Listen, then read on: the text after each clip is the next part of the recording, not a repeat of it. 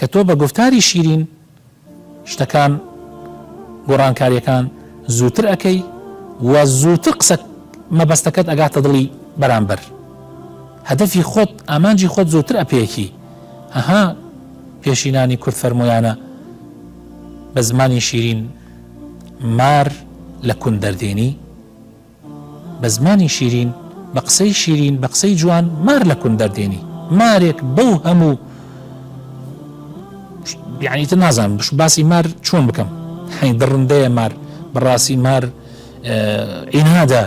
بەڵام تۆ گفتی شیرین و بە قسەی شیرین پێشینان فەرموویانە ئەتوانی مار لە کون دەربێنی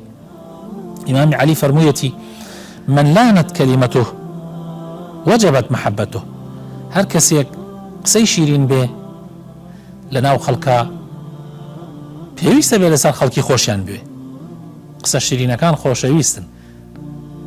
بەڵام ئەوانەی کە دوورن لە قسەی شیرین بەڕاستی خەڵک خۆشیانی ناوێ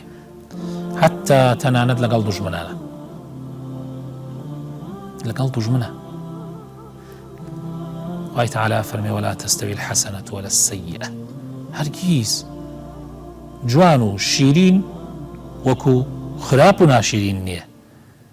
ادفع بالتي هي أحسن دائما جوان ترينك هالبجيرة شيرين ترينك هالبجيرة فإذا الذي بينك وبينه عداوة كأنه ولي حميم مراسي أو كسيك أو بخري دجمناتي لقال يا هيا بقفتار شيرينك بقفتار جوانك بزمان شيرينك أبي با دوستك يان بجانيت سورة فصلت آياتي 34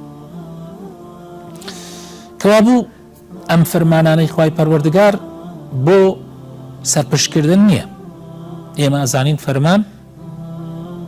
یعنی بۆ واجببوونە مەگەر شتێکە بێ لایدا هیچ بەڵگەیەک نییە ئەم فەرمانەی خوا کە ئەمری کردووە وقولوا للناس حسنا ادفع بالتي هي أحسن لادا هیچ بەڵگەیەکمان نییە بەڵکو واجبە لەسەر شانی من و تۆی مسلمان گفتمان شیرین بێ قسەمان خۆش بێ ڕوومان گەشت بێ لەگەڵ خەڵکە بە قسەی شیرین و بە قسەی خۆش بەرامبەرەکانمان ڕاکێشین بۆ لای خۆمان